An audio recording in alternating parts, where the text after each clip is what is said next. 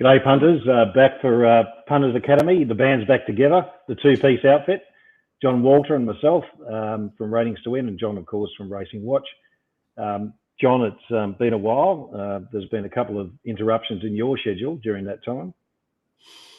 Yeah, things have changed a lot. So it's been a bit of a bloody roller coaster, I think. When did we finish?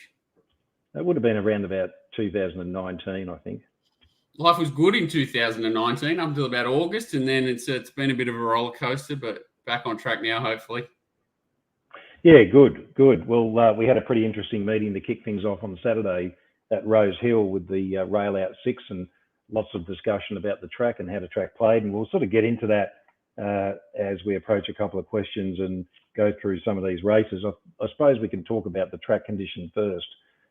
Look, on my numbers, it's come out on an interim basis at a good 2.6 for the course proper races, and the shoot races being the races 2, 3, 7 and 9 has come out a 1.6. So it's sort of like fast to good. And that's really where we saw the difference in the way the track played. For mine, the best position on those non-shoot races, which was races 1, 4, 5, 6, 8 and 10, was between 4 and 5 lengths from the lead in terms of position. And obviously on the shoot races, you've sort of had to lead or be within a length of the lead. There was quite a dominance. So there was a bit of a difference between the way in which the track played for those races. But we'll get right into race one, which was the highway. Interesting, like the shoots were all run a little bit slower too, which is interesting considering the fence sort of played quicker, which is, I wonder what the difference is there. But anyway, we'll get into race. We've got plenty to talk about. Race one. Yeah, so race one, we'll go to replay. They went out to the 800 on our numbers, 1.4 lengths above, and came home quite slow, 6.9 slow from the 800. Look, the pace was probably average, you describe it as. There was no real material difference between what they did to the 800 and the 600. And as you would expect, these highways don't normally rate much good. In this particular case, though, it was the second slowest time rating race of the day, and that the honours for that was race 2, the Canterbury Stakes.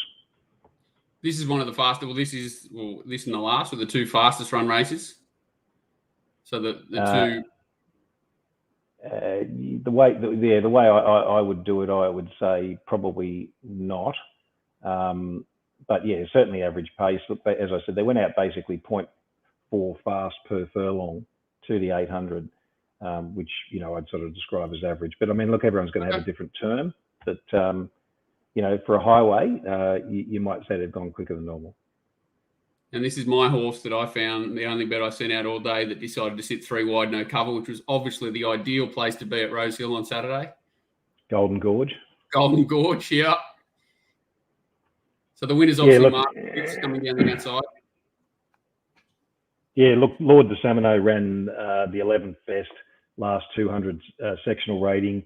Racketeering, which got held up, which was one of the horses I had something on, ran the 14th best last 200 rating. Look, I think had it got clear a bit earlier, it would have made things a little bit more interesting.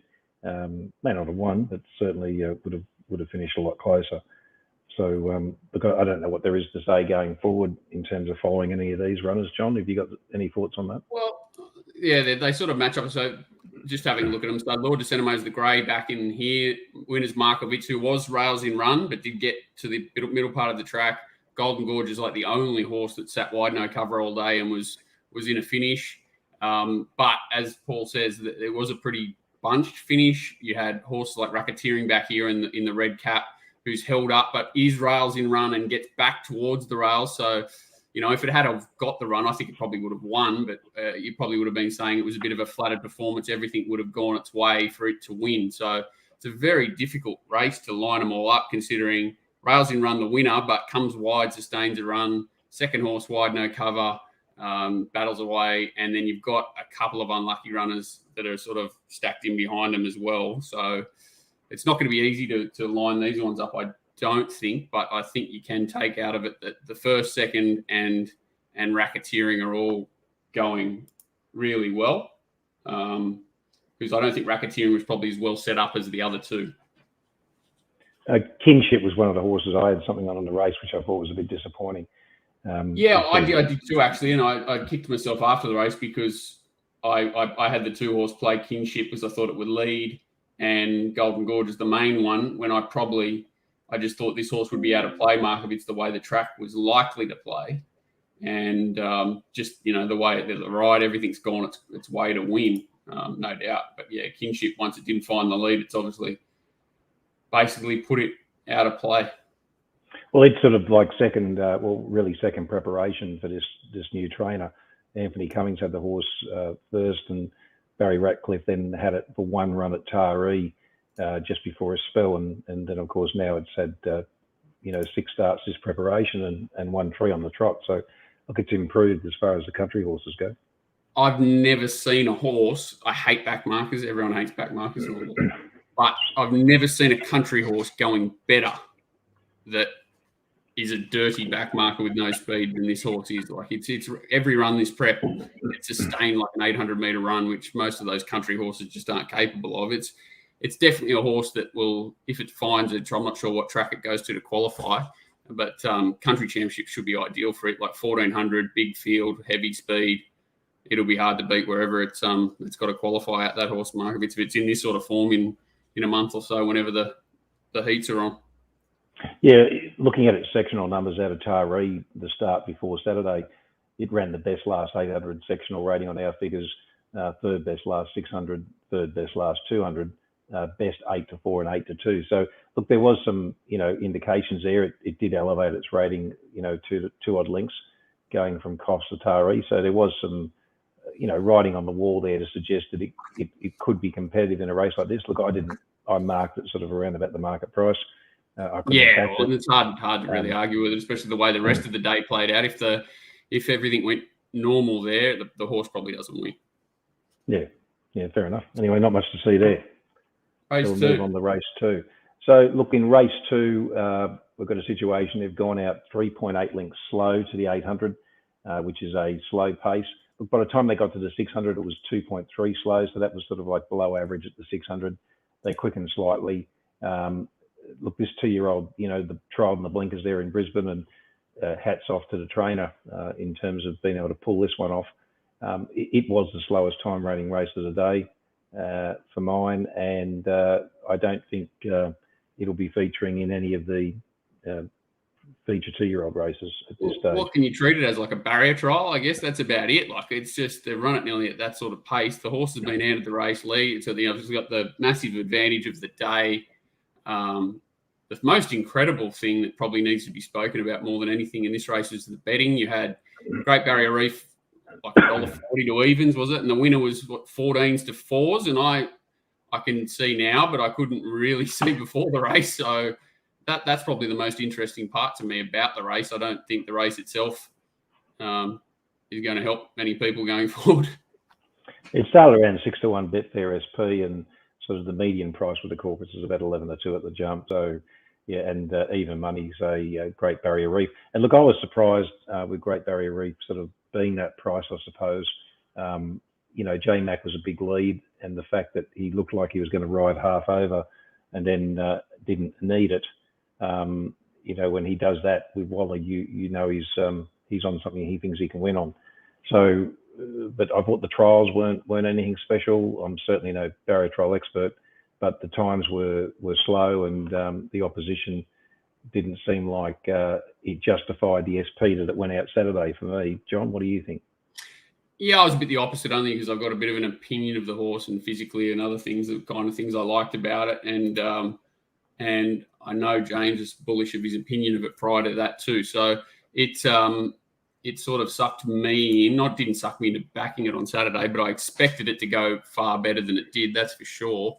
And surprised that it went so poorly, but not surprised that he was armed basically instantly after the race saying the horse is just not ready, immature, needs more time. So I wouldn't be surprised with the betting and with everything that happened with it that horse is probably not the horse that he'll be going forward. I'd be sort of treating his whole preparation as a wash because I think there is more to that horse, but it certainly didn't show it on Saturday, and I wouldn't be surprised if we don't see him again this campaign. And I'd be just sort of hitting the reboot button on him next time you see him, including trials and everything. If he doesn't show anything there again, you probably want to watch him go around and show at race day. But he's the interesting horse for me from that race, but doesn't look like this prep. Yeah, it's interesting they put the earmuffs on pre-race on this horse. I think it's first start. So what does that tell us? Maybe they were sort of concerned with its maturity level and where it was at and how it behaved. I certainly have no intel on yard or anything like that. Did you even look at that, John? Oh, he beat him parade great. That's for sure. He fell apart a bit, Great Barrier Reef, and he hadn't done that at the trials as far as I knew. And obviously, yeah, like you're saying, he obviously has something may have changed between now and the trials because, yeah, they don't put those pre-race earmuffs on for nothing. So, yeah, maybe he was showing signs that he was coming towards the end of it and they just tried to stretch him out and see. But, yeah, I like overall that race, I completely agree with you. I would be very surprised if any of that form, and I thought Flash Deal even was really disappointing. You'd had the perfect run behind. Any of that form travels forward at all. Okay, let's move on to race 3.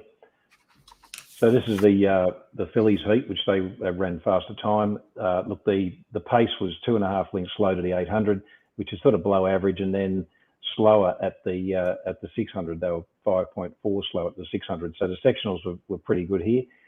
Revolutionary Miss posted the best closing race sectionals from the 800 home. It ran the 6th best last 400 rating and the 7th best last 200 rating up along the inside there. Queen of Ball sort of just stole this race, I think. I mean, to the eye, it looked okay. There's margin there, but once again, do you think this is the sort of horse that's going to feature in any of the 2-year-olds? It looks like a quarter horse. She's looking at it there, like it's not a big horse, and it's like you say, this is the sort of race that could really destroy you mentally because she pings, she accelerates, she gaps them, and normally you would be really impressed with something like this. And time was good, especially compared to the previous race. Like the horse definitely looks like it's done something, but then you closely analyze the race. You've got sort of Ebha, who sat in the 1-1 here and basically tails out at even money. Dressana didn't finish the course. There's a few warning signs over the race, and again, winner fence, Revolutionary Miss fence, third horse fence, I think as well. So there's a few warning signs, and this horse I thought was probably the one, Mumbai Jewel, that's at again wide no cover and at least did something, made a run down that part of the track and battled on a little bit that may be the improver in the race. It's hard to knock the winner, but it's just so hard to line it up. Well, I mean, look, I got on the board here, so it was good by race 3 to sort of pull out a result. The favourite, certainly I had no knock on it. It featured pretty short in my market, but not as short as the market itself. Look, it over-raced pretty badly. They say it pulled up with poor recovery. So I suppose with the SP and that in mind, we forgive it. You forgive it, and obviously that puts a little bit of a shadow over the race. And as sort of saying, just lining up that for second and third races, you don't want, like, the first winner's won easy, but we're negative against it because of other circumstances around the race. This horse has won easy, and I don't know whether to put it into the positive or negative. You've probably got to demand more of it next start to back it up, I think. But this is going to be the quandary for anyone trying to work this meeting out, I think, going forward, trying to work out the horses that were in the right part of the track, which ones that have actually done something as opposed to which have been completely flattered by the circumstances of the day. And Dressana was short in its action behind, so they're the two. What price was it? Like 10 to 1 or something. So it was, a meaningful horse in the race as well that hasn't competed. Yeah, 9 to 1 on the Betfair SP. So tricky race that one to dissect, I think. But just on face value, I'd be forgiving of Mumbai Jewel, and if the winner's fast, like it's got plenty of qualities to win 2-year-old races. Will it measure up to a slipper or something? You'd be pretty surprised, but in the right race, it can certainly measure up again. Yep. Okay. We'll move on to race 4. Sounds good. So here we've got interesting race, which we'll talk, and that sort of leads into a question, or one of the questions that we'll talk about in a sec. They went out 1.7 lengths fast to the 800, which is around about half a length per furlong. They quickened up between the 8 and the 4 by about 2.5 lengths, and that was pretty much all done between the 8 and the 6. 6 and the 4 they went out even. So it was a good, well judged ride, I think, by Hugh Bowman on Sentimental. Interesting pre-race, the change of tactics, or the late change of tactics. There's been a lot of discussion about that. Waller, it would appear, I suppose we could summarise, where he might have wanted the horse to go back or be ridden a bit quieter, and at the behest of Bowman, who made the suggestion that he wanted the option to ride the horse more forward because of what he'd seen, no doubt, in previous races. I don't think he rode in the first 3 races, did he? He didn't. Bowman, yeah. So, and that's, he'd obviously sized up what was going on, and they took the initiative, and it paid off and put a margin on them. It's a very interesting read for anyone who likes Stewart's reports. That's a pretty good one, because it was pretty in-depth what they did with this horse. It's Sentimental, like the questioning. And, okay, so he's come out and said pre-meeting, they've come out and wanted to ride Sentimental to its pattern. They're going to ride it quiet. Bowman's come into the yard, said, no, I want discretion to be ridden more forward.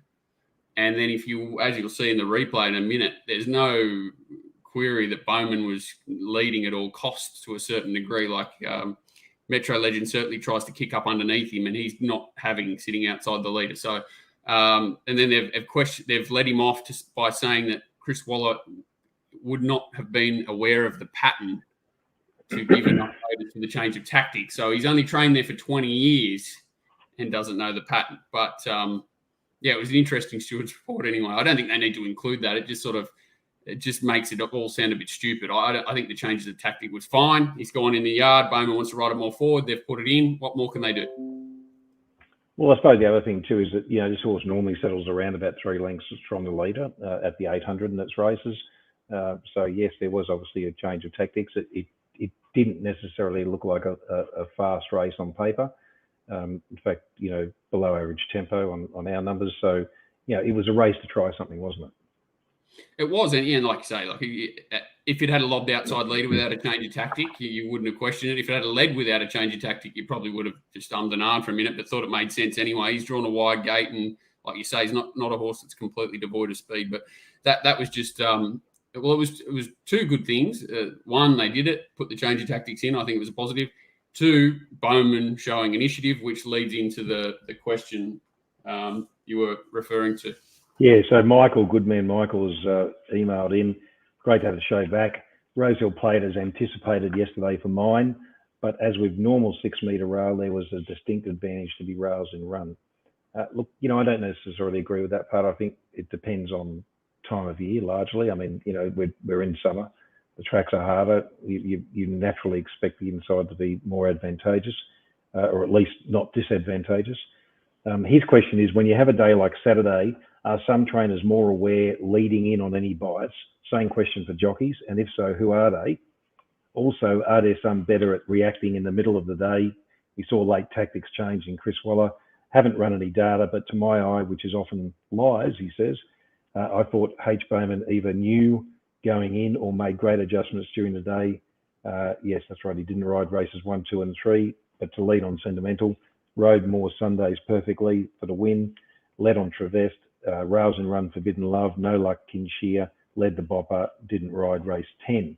Obviously only one sample group, but he has ridden every horse with one thing in mind, and that's finding the fence and giving the horse its best chance. I'm going to explore more, but on a day like Saturday, big advantages and edges can be found if you know what trainers and jockeys are predicting or adjusting quickly. So I suppose really it's John, Bowman for me is a bit of a master at riding the bias. I suppose the best jockeys are. I mean, that's why they are the best jockeys. Some perhaps more cognizant of it than others. Do you have any thoughts on, the players there in that space? I don't think it's a coincidence that guys like Bowman and McDonald ride bias very well. They're obviously jockeys that are switched on.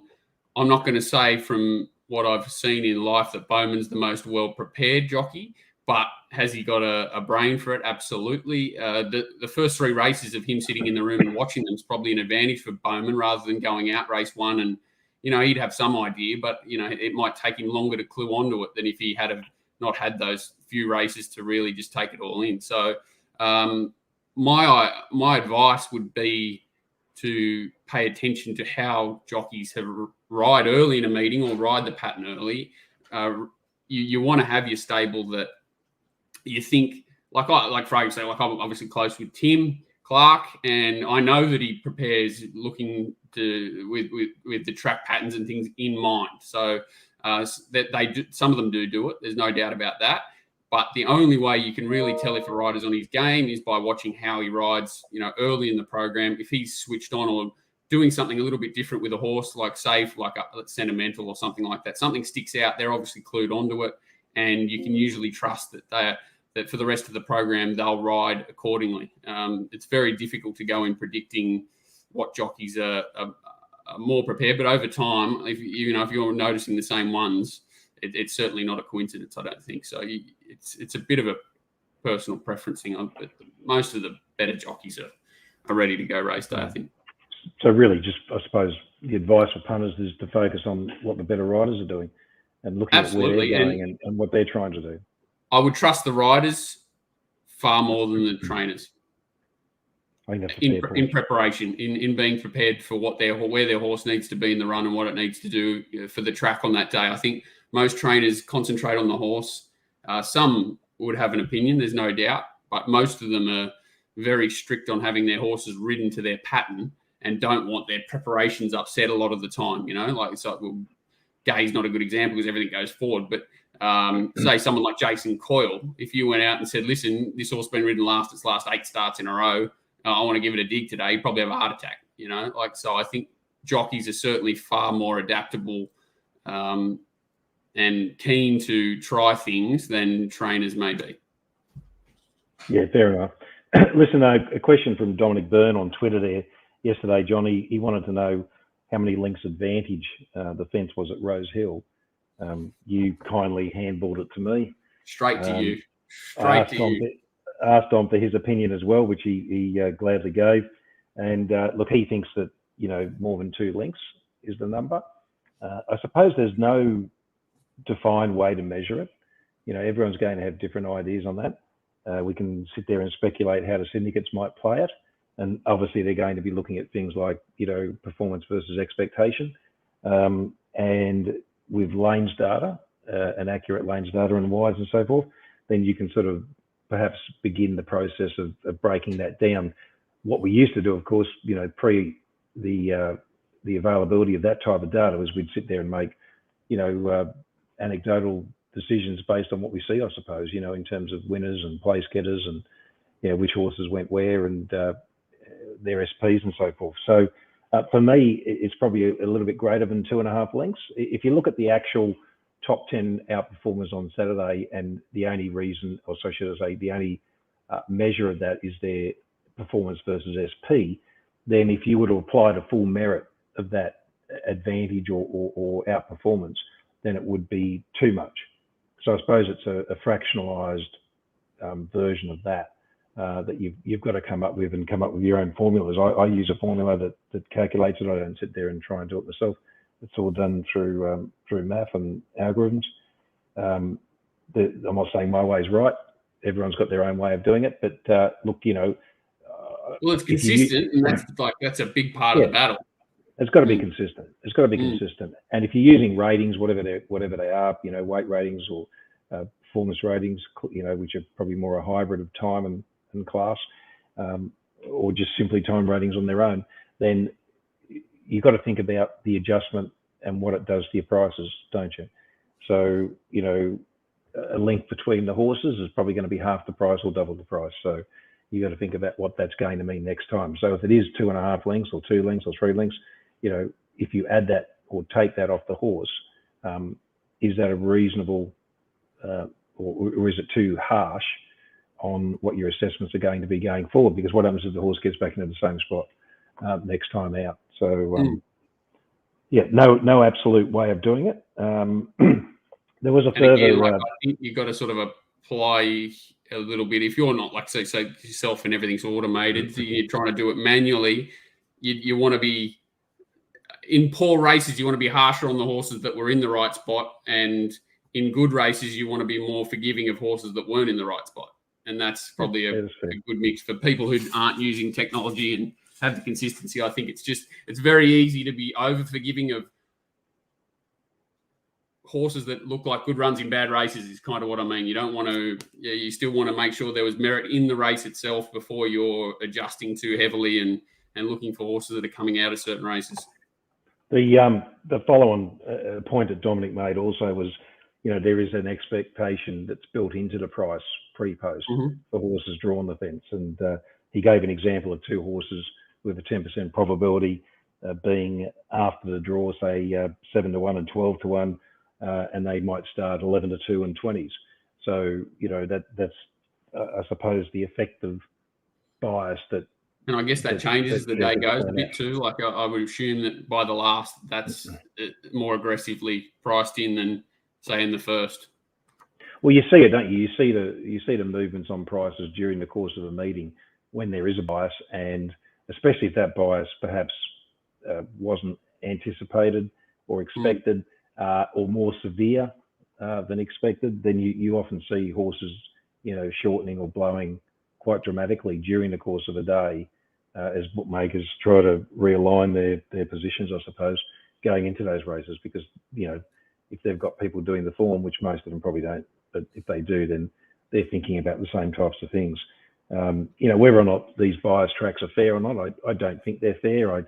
I made a comment on Twitter the other day about being a little bit astounded as to people whinging post meeting about the way the track plays. I mean, there is obviously an expectation going into the meeting, and that's really the point that I was trying to make.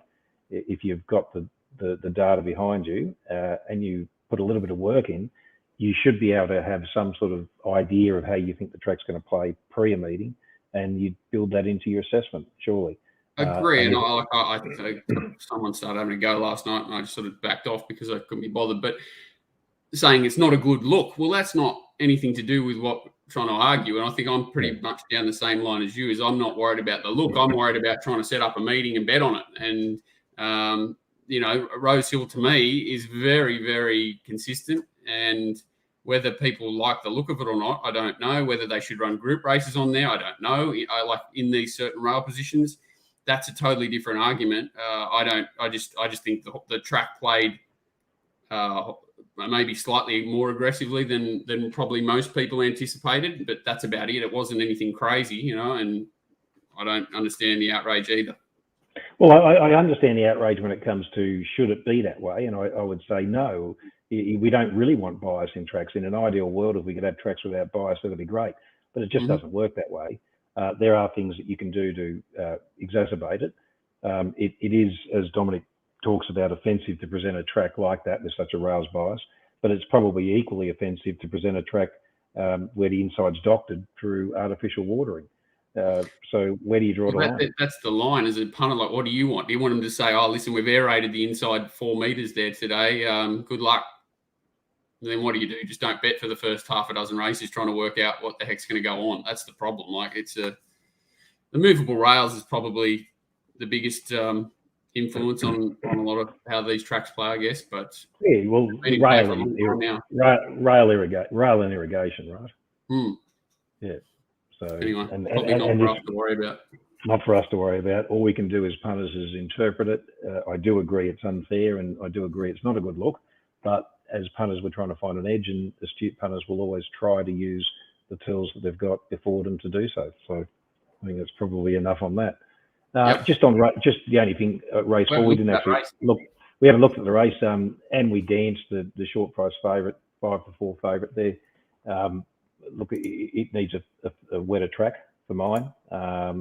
From what I've got, it's figures out of New Zealand, and the bookies not love this horse. It's been the greatest import from New Zealand in the last 6 months for bookmakers. Holy heck, they just smash it every time it goes around. Yes, indeed, and so I suppose on the backup too, the 7-day backup, third up. To me, this is the part where Bowman could have easily grabbed hold to the outside lead. It shows that he had an intent to find the rails. It wasn't anything to do with the change of tactics of being more closer to the speed. He was intent on finding the rails, and that was kind of, and like I said, his ride from here forward, he doesn't try and slow them up, which is a really important part to, I think, taking full advantage of any sort of leader or rail bias, is to not allow these horses to cheaply creep into the race and steal the position. So, yeah, he rides the horse absolutely perfectly. He did quicken up between the 8 and the 4, as we talked about, and that was pretty much 8 to 6. And the pace was sort of average. They went out 1.7 above to the 800, which is sort of about average, and quickened up before to 6. So, he rode the race as perfectly as you would expect or want. What scares me, I don't mind this horse down the outside, Kanazawa. It's like 4th or 5th run into its first prep now and just keeps improving and running nice races. I think it'll make a horse next prep.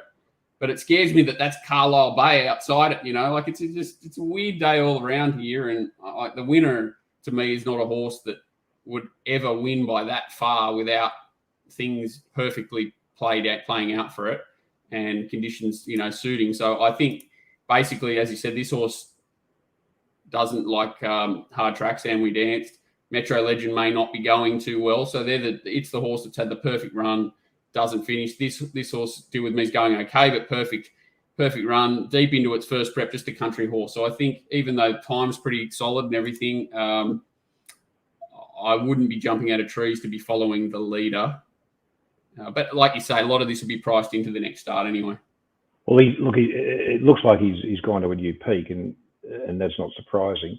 But this horse has had 21 starts now, and obviously was flattered by the bias Saturday. So that number, if you adjust it or try to normalise it for the effect of the bias, then you're probably going to pull it back to around about the figure it normally goes. And it's quite a consistent rating horse once it gets going. But that was off the fence in the run. Sorry. No, I was just checking that out at the Kanazawa. I think you'll make a nice little horse next prep, Kanazawa. Well, the market seems to like the horse, doesn't it? I mean, it's had 4 runs now, first prep. Where to now? What, spell time? I would say so. They stepped it up pretty aggressively in trip after the first 3 runs there on Saturday, and I think it was just sort of more of an experiment. And they're not the sort of stable that tend to race them on past their use by date too often, so I would be very surprised to see it again this time.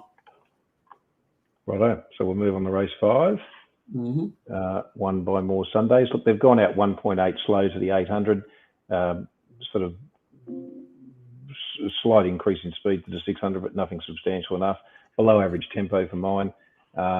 More Sundays was ridden perfectly. I was on Oakfield Arrow and got pestered by Nick Tock there, 3 wide no cover. What the hell was what the hell? And you'll see early in the race, Nick Tock found a position. I don't know what the hell the mission was but like it early, so it doesn't jump great. Ridden along, Nick Tock out wide here in the pink, but finds a position there like 6th one off, it looks like. And then goes, no. I just can't seem to. Maybe just couldn't get it back in behind those horses, and then the horse took off. Maybe it wasn't as bad a ride as I thought the first time I looked at it. So as you can see it pulling its bloody ring out there. So looks like it just can't control the horse. Yeah, look, More Sundays ran some pretty quick splits there. It ran the 4th best 600 to 200 rating and the 2nd best 400 to 200 rating at the meeting. Did bleed from one nostril, so bit of concern there. Saw that, so it's got a trial, I think, isn't it? Yeah, I think so. Look, Astero was taken back there by J Mac, and found the fence there. And look, it then got off the fence, but ran some nice numbers. Ran the best race sectionals from the 800 home, 7th best last 800, 4th best last 600, 3rd best last 400 and 200 ratings. Best as opposed to necessarily fastest. So going back to Michael's question, sorry to interrupt you, but I think this is a prime example of a trainer that had no clue that this horse was absolutely ideally set up to run as well as it possibly could on Saturday. 2 really nice runs leading in. Just needed to find a track where either it drew a gate and it was sympathetic for a sort of midfield position, or somewhere you could run on. And he's put this horse in a race from a wide draw with this rail position that it had absolutely none in, and it's nearly the run of the day for mine. Great run. Whether it can carry it to the next start or whether that was its peak run, I'm not sure. But that to me points out that not all trainers are aware of what to expect from certain setups, you know? Yeah, I think that's a fair point. I mean, it'll be suited, up to 1,400 to a mile, I'd say, that horse. And look, it's only its third up run there, so and like you said, he's forcibly taken back, so he can hold a position, especially up to 1,400 if he draws a gate. I think he's a really nice horse from this meeting that can basically had everything that was possibly against him in play that day. Like, he might have found the rail momentarily, but he's certainly going very well, the horse. Yeah, horse is going well for sure. You've got to wrap Hugh Bowman there. He rode that winner perfectly, and unfortunately for you and I, John, we come up with Oakfield Arrow there, just getting nutted. So Jimmy Innes did nothing wrong. He's ridden that leader well both starts. Like, it wasn't his fault he got attacked. He did the right thing and held his position. And gee, she's training really well, Kristen Buchanan. I find her horses are really holding their form, and most of them go forward, which I like, and most of them present really well. She's doing a lot of good things, Kristen Buchanan. Yeah, she's a good trainer, I think. But I think going forward, I don't think on my figures that she rates right up there with the best trainers in Sydney. But once again, we're not talking about how many winners we get here. It's the metrics driven around profitability, and as a punter, that's all you care about is making a profit. But look, Kristen's figures are very special. I mean, I'm not going to sort of go into too many here, but she's well and truly outperforming the market, and I have her equal to the best trainers in Sydney right at this point in time. There you go. Going forward from that race, I would rather follow Astero than the first two. Don't want to knock Oakfield. I think he's going really well, and he's got a lot of positive attributes, whereas the winner certainly was given the really nice ride, and that's what he can sustain a sprint. There's no doubt, especially when things work its way. It's a harder horse to follow for me than Oakfield is, and I think Astero, while it was ridden back and behind more Sundays on Saturday, wouldn't usually be in that position going forward. So I think they're probably the two horses out of that race I'd rather be with going out of it. Yep, agreed. Race 6, the 2,000 metre 78. Look, they've gone out 2.2 lengths slow to the 800, and not a lot of difference there to the 600, so average tempo. Here, look, these first two sort of cleared out from the rest.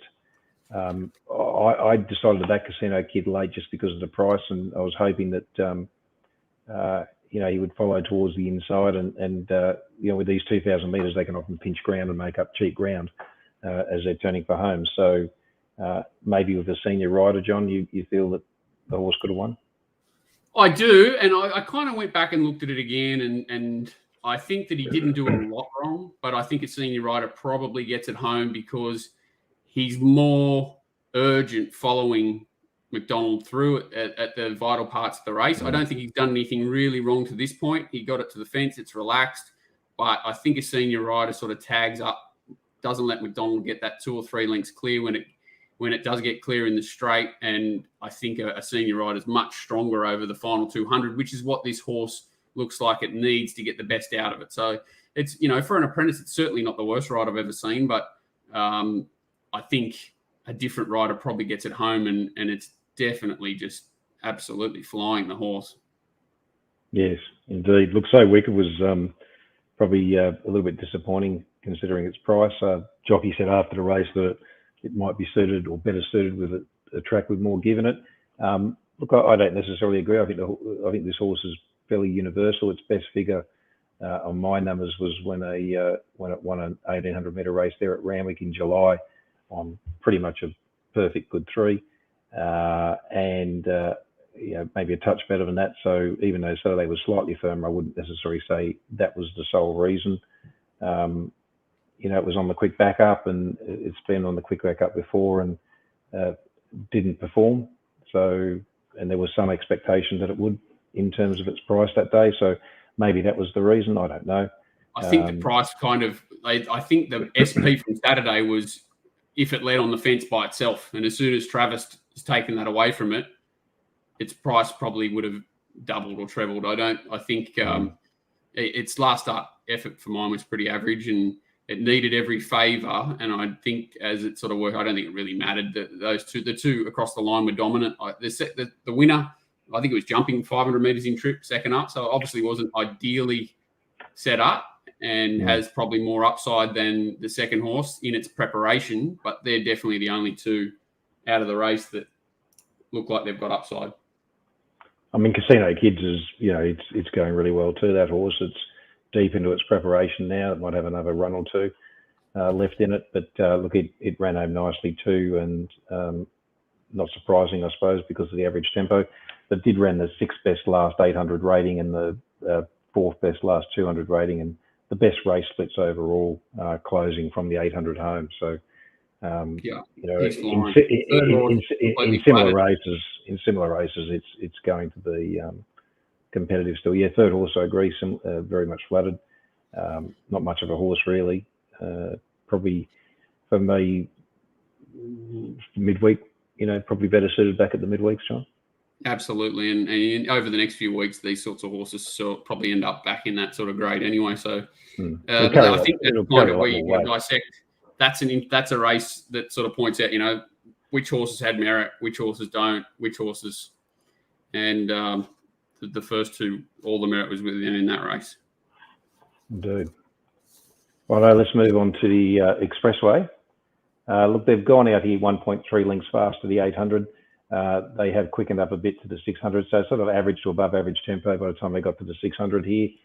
John, you want to walk us through this race in terms of... Well, I thought it was interesting here, and I did have... I think Bellucci Babe was the one that they expected to lead, and she's not always quick away, so it was good for Tim to show the intent to cross, because that certainly is what's won him the race. Bowman was unlucky that sort of Tim showed that intent, because, as we said, at the end of the race, he probably wins if Tim doesn't do that, because these two basically control the race from this point.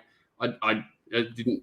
If on figures, this is a nothing race. From your opinion, I would imagine it's not a vintage Expressway Stakes, and it'll be very interesting to try to dissect this one as well. But I think for me that the race was won in the first 200 metres of the race, and from there on, you've got to treat it pretty much as a barrier trial for most of these horses. Look, on figures, I wanted to be with Animo, but it just came down to the decision of Matt, I suppose. Risk reward at that price, and so I stayed out. I didn't bet in the race outside that. I thought Standout might have gone a little bit better than that. Perhaps it wasn't ridden effectively. Forbidden Love, was held up there between the 400 and the 200. But as you say, all honours to Bjorn and Tim there for taking the initiative in what appeared to be a slowly run race, and making the race decision early or the winning decision early. Look, Superior, I think, it travelled a bit wide, didn't it, John? No cover there, I think. The only one wide, no cover the whole way. Yeah, so maybe forgive it. But in terms of figures, it looks like Animo's probably come back, or hasn't made the weight for age improvement, perhaps, and has come back maybe about a length below where it did last prep. So I'll wait until I get final figures in and make some adjustments there. But I'd say it hasn't done as much as perhaps some people expected.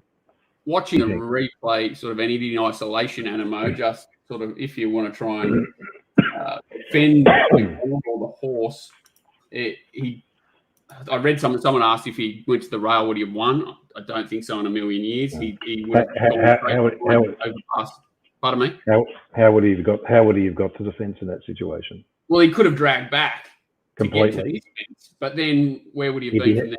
I think he's ridden the horse as well as he can, but you kind of watch McDonald closely. He's kind of always at the horse and trying to keep it as close as he possibly can the whole way.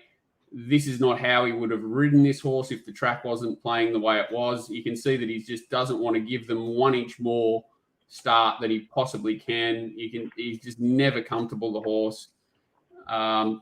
I would really be forgiving of this horse going forward. Wary that the race is not great, but I just don't think the horse was ever allowed to relax, be in his comfort zone, and do what he likes to do. I'm not a huge fan of the horse, to be fair. I think a lot of his performances have been a little bit flattered. He's always had good tempos and things to suit him most of the time. So I'm not a massive fan, but I just watching it, I think he was ridden out of his comfort zone, and I'm certainly not sacking him off it. But I'm just treating that race as like as a game of chess.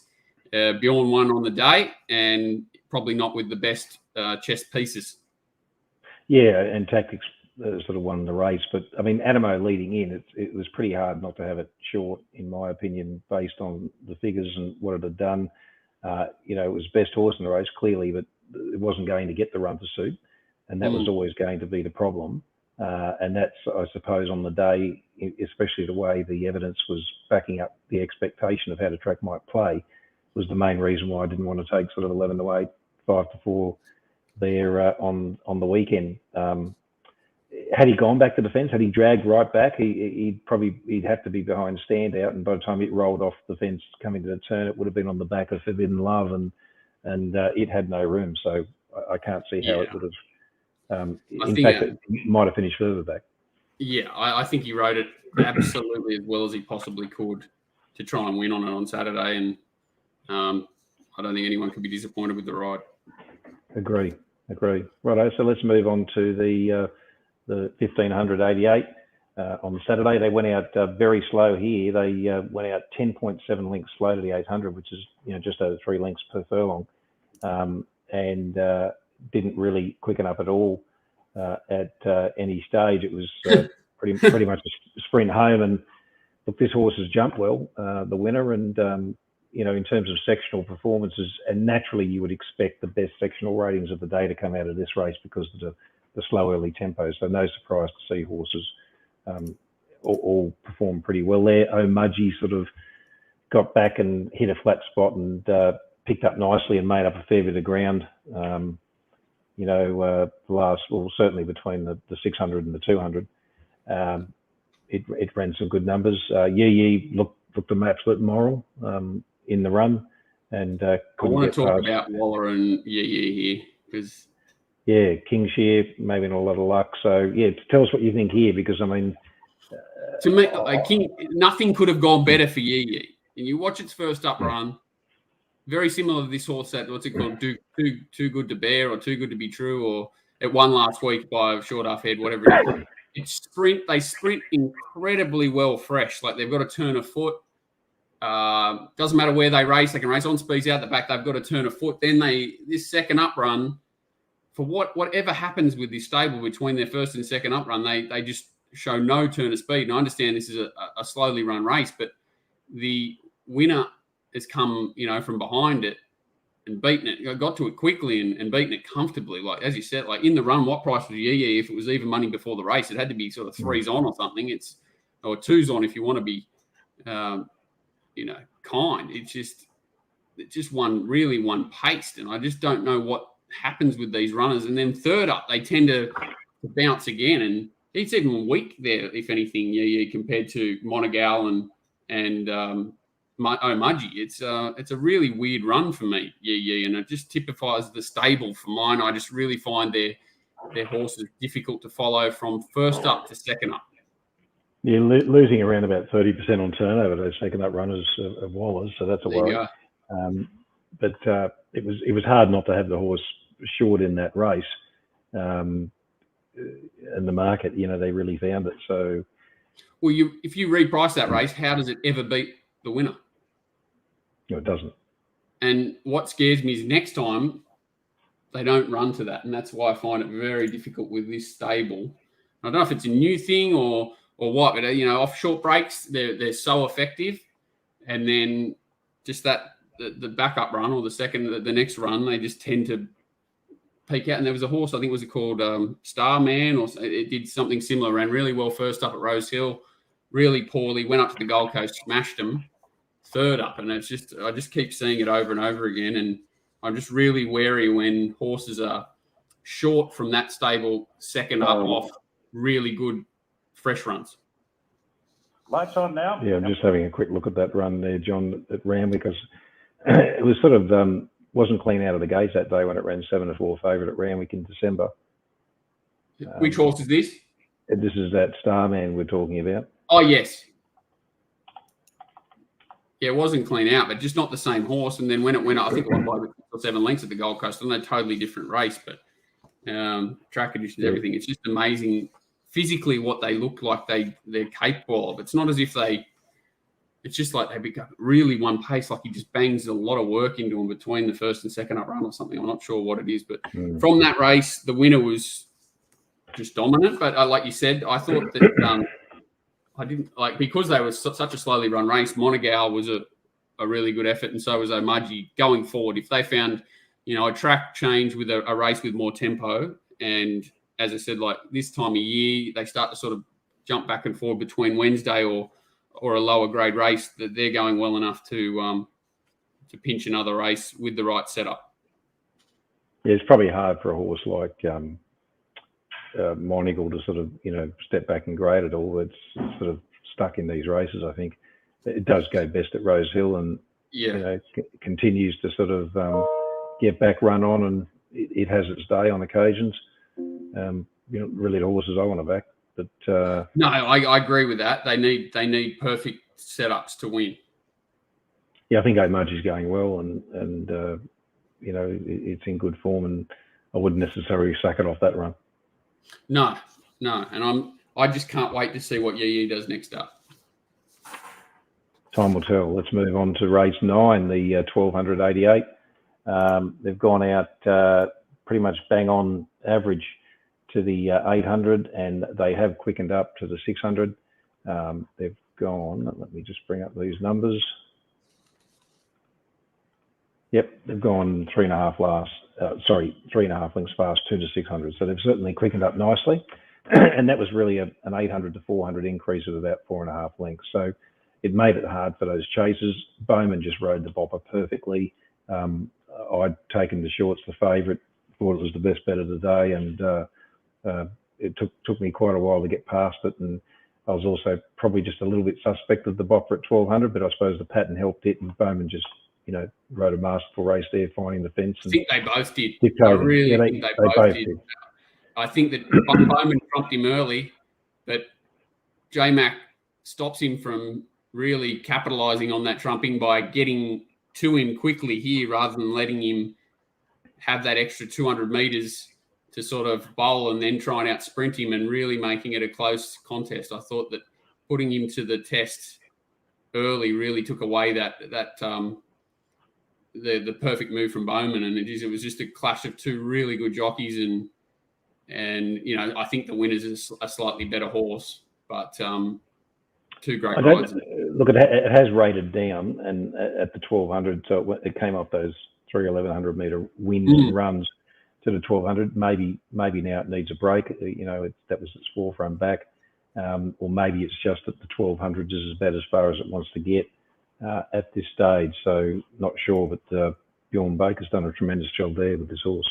He has, and I sort of had a quick chat to him this morning, to be honest, and asking sort of what sort of level this horse is, and could it pinch a group race over 1100? And if you found the right 1100 metre race, it's definitely not hopeless, and it's just got such a great racing pattern. It's proven it can sit outside lead and win, lead behind leader. It's got to turn a foot. It's a dangerous horse in a lower graded black type race when it's in this sort of form. This silly bloody horse back here that just keeps going up and down and sideways in distances has gone okay there. He just drives him out in a circle. He's another one of the trainers that I don't think looks hard enough at placing his horses correctly. Yes. It's always been a bit tricky to Payne stable, hasn't he? Oh, tricky. That's about it from that race. So coming into the last race, we saw the Bolter in pass win here, and look, I was lucky enough to have something on it. It was purely just a price play. I backed a couple of others in the race. I had a pretty good bet on Secret Triple E, the horse that was on the one-day back up there, and also backed Crosscheck that sort of got outridden there. Clipperton sort of outrode Collett there late as one of the. I'm on Van Gies for my life. I hate you. You hate me, fair enough. Van Hughes, I was hoping he'd ride Van Hughes probably a pair further back because he's just a little bit of a distance query, but had to turn a foot. And I love the winner, but I couldn't imagine it getting the run it got. And too good. You stuck because of the price, and that was definitely not a silly play. Price and where it was likely to get to on the map, and I was just hoping like hell it sort of hugged the fence and got a bit of luck. And look, it did get out to about $70 on Betfair. I think the SP. So and that wasn't a bet that I intended to have. It just panned out that way. I had something on it, but as I said, the secretively would have been actually a better result financially. I played the race quite heavily, hoping that Nevaez would hold the front. Ulysses would be behind it. Van Gies would be 3 back the fence, and they'd be a bit of a Harold Park play, and they'd be 1, 2, 3 the fence. Secretively takes the front, which was not an impossible scenario to work out. But as soon as he did that, all of mine left the fence, and Nevaez has gone horrible anyway. But you got Ulysses out here and cross check. I think this form's pretty steady. Well, that was the interesting thing. The Waterhouse horse there, I had it on top. I didn't have it as short as the market, or at least I couldn't get it that short. But it was coming off that big SP first up at about 40 to 1 at Flemington. So, running then 7 to 4 favourite next start. It's always something that's in the back of your mind, isn't it? That big SP and whether or not the horse is likely to reproduce what it did down south. But it did look like it was going to get control. Yeah, he's a one-pace sort of grinding type that really needs to be ridden perfectly, and he's very vulnerable if he gets attacked or others around him have got better sprints than him. So he's a very hard horse to take short odds about for mine. Maybe a step up in trip.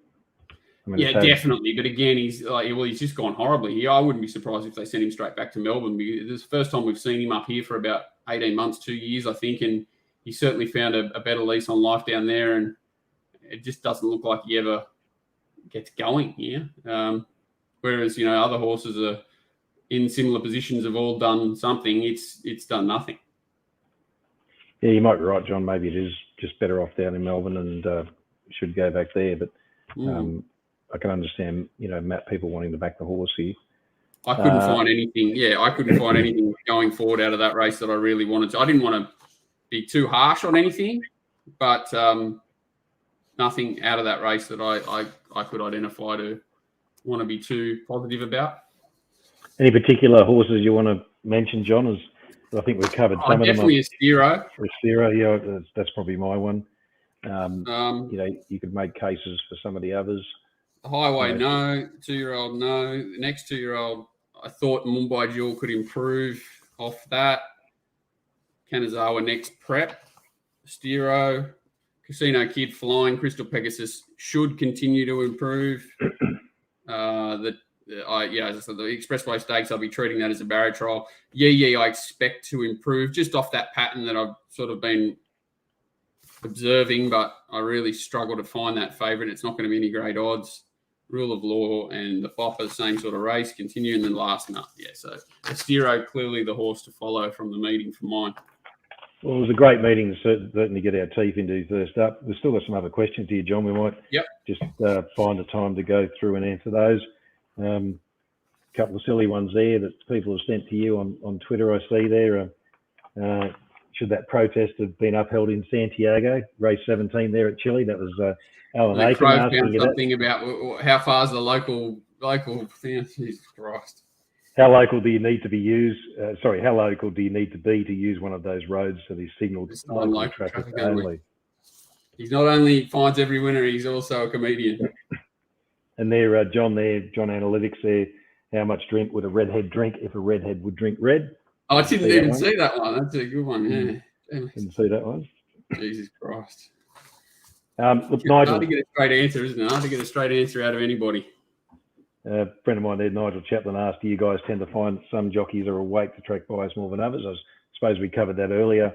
Answer is yes, and generally the better jocks, but I suppose it depends on the jurisdiction that you bet in. Everyone's going to have their own ideas on that, but in Sydney... I'd add to that too, that the more aggressive jockeys, the ones who like to sort of be up on speed, are the ones that are more likely to be aware of biases and riding to biases too. The ones that tend to be more negative and out the back and sort of let races unfold are more likely to be the ones that are not really concerned about how the tracks are playing.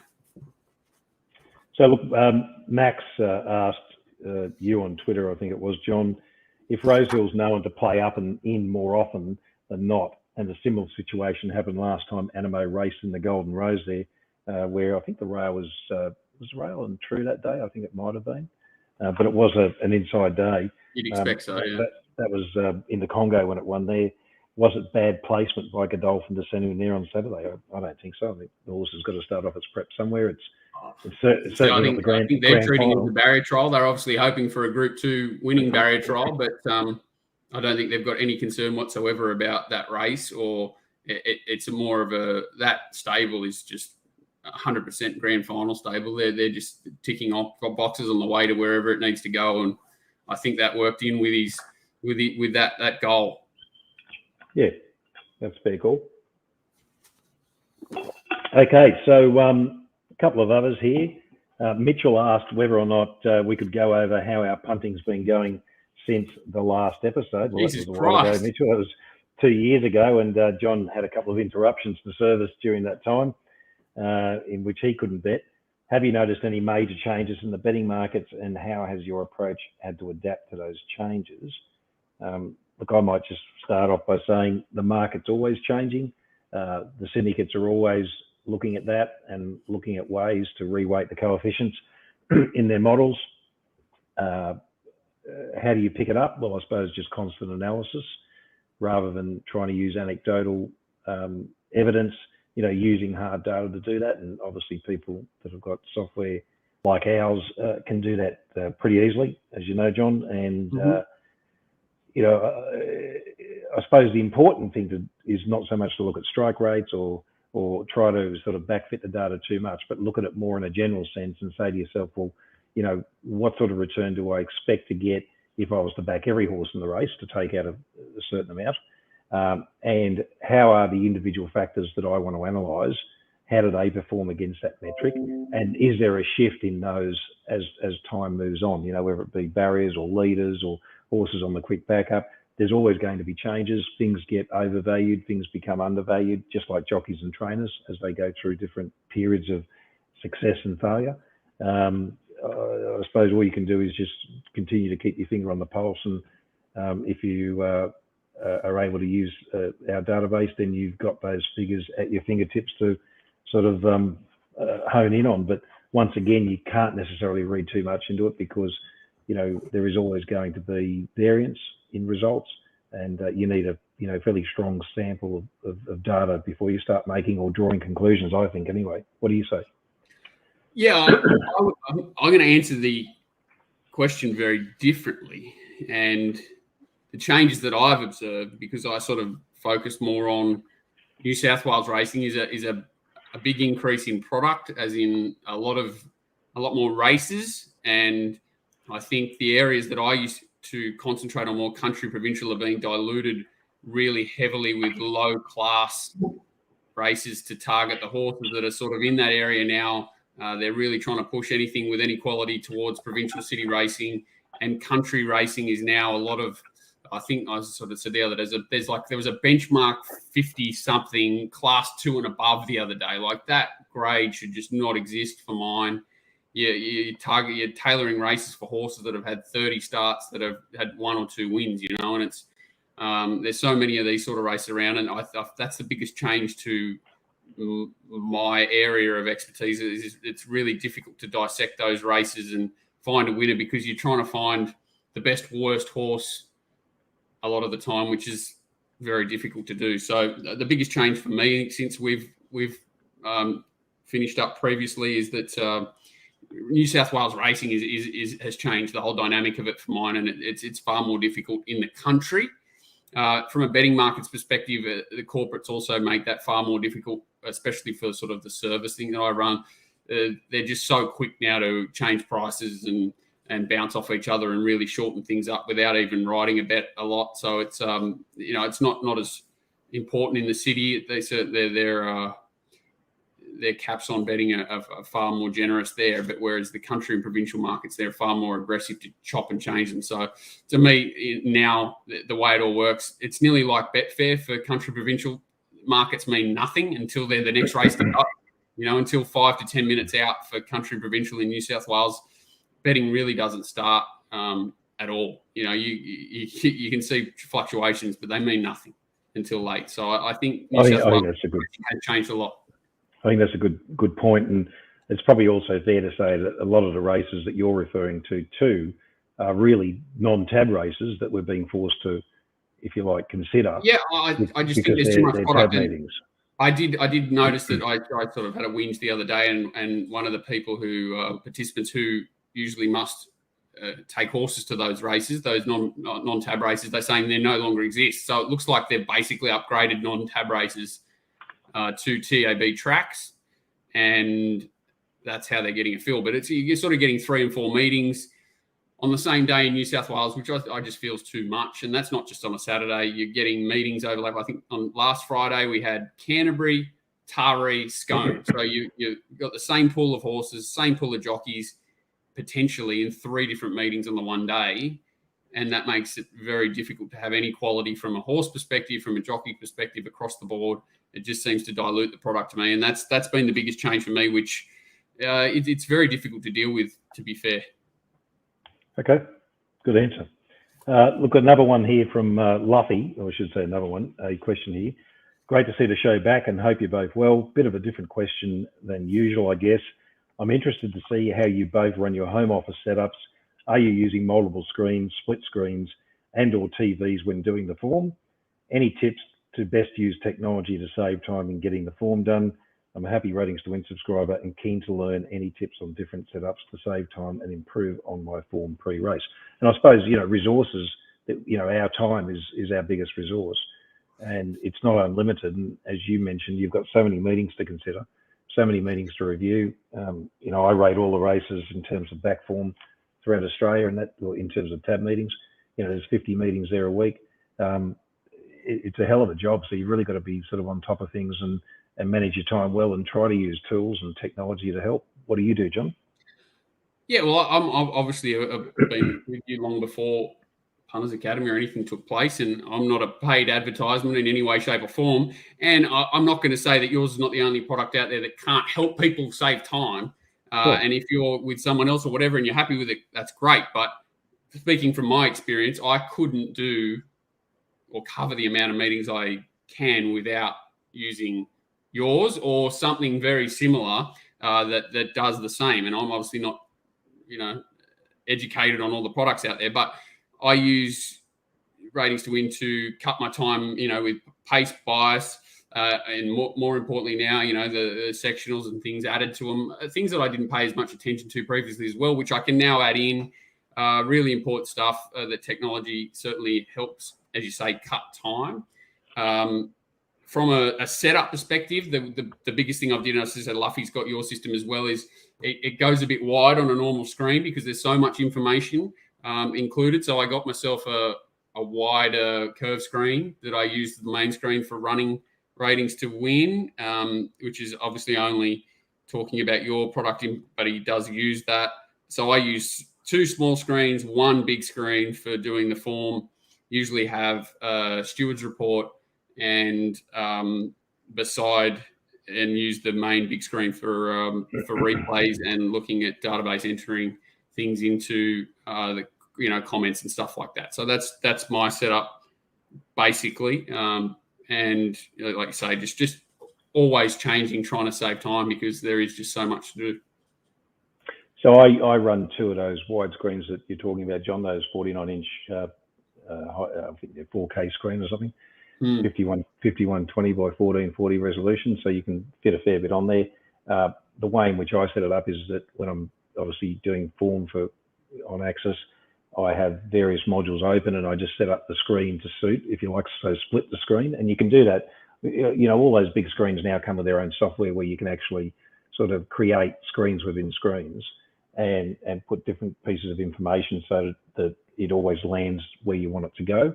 So that's what I do. I use 2 of those, and I also use a laptop which is for other bits and pieces going there. The laptop's not always running, but it's there on the desk when I need it. So 2 of those screens. So that's equivalent to 4 27-inch screens running. That's what I used to have, but I find this a better outcome. Yeah, I think because you save space in terms of the desktop setup. I mean, certainly everyone's going to have a different setup, and it depends on what you want. And there's no magical solution. There's no, well, just because I've got this, it's going to make my job better or easier.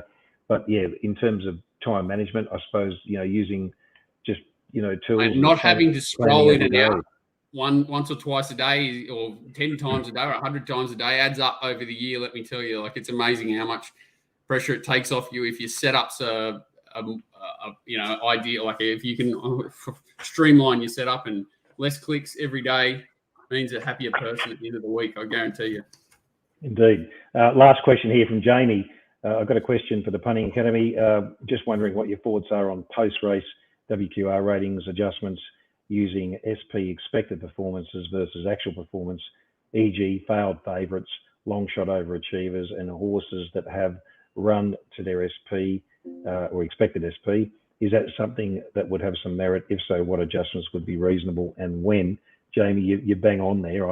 That's exactly what I do, and I don't sit there and sort of try and calculate it. Once again, it's all done automatically, but I do build those adjustments into my figures. WQR ratings, they're the ones you're talking about, Jamie. They're the ratings that I use and create. Look, do you have to actually normalise? No, you can just use the ratings as they are, unless you're going to do it sort of across the board, at least in the jurisdiction that you're operating in. Then, and it's a lot of work to try and do it manually. Unless you're doing it for all horses every race, it's probably not worth it.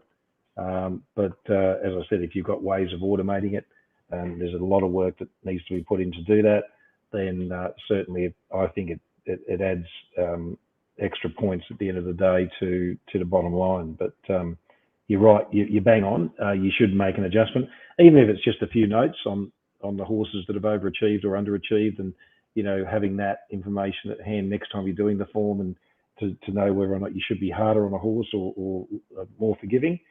I think that's probably even a reasonable mechanism to use to achieve, I suppose, what the data is trying to tell you. John, what do you say? Yeah, I just take it for granted because I don't have the time or inclination to try and adjust everything manually, and it would never happen. So I just take for granted what your figure comes out with, and I use it quite often, especially races like highway races and races where horses are coming from vastly different form lines. It's a very good reference for me, using a rating that you've put a lot of time and effort into making it stand up sort of on its own, so you don't have to adjust it or do anything to it, and that's a big time saver for me. Excellent. Okay, so let's wrap it up. Punters, thanks for joining us today. I hope you enjoyed the show. You can find John at racingwatch.com.au. He operates on New South Wales racing pretty much 7 days a week, I think, John. Pretty much. You're always looking for opportunities there. Ratingstowin.com.au. That's obviously my website there, where you can find more information about the database, or you can contact me on email or through Twitter. Our Twitter handle's there on screen. John, we'll do this again next week. You want to make sure they know yours is Paul D01, isn't it? That's right. Yeah, Paul D 01 on Twitter. So if you want to direct message me or you want to ask any questions, feel free. The intent is that we'll do this on most Mondays. There are obviously going to be times where we can't do it, and we hope to have some other news soon that make it. We've gone a bit long this week, but we probably will try and split it into two as we go forward. So they cut the review into one and the questions into another. I'm pretty sure we'll probably do going forward. But today's a long one, but hopefully it still was worthwhile. I'm a bit rusty, and look, all that hard work, John, that you put into getting that intro sorted and the technology, I appreciate that. And as I said, viewers, we'll only improve. We will improve. Send your questions through on email or direct message to John or myself, and we'll get those sorted each week. And if you've got any suggestions on how we can improve the delivery of what we're doing, feel free to mention that also. Thanks, guys. Perfect.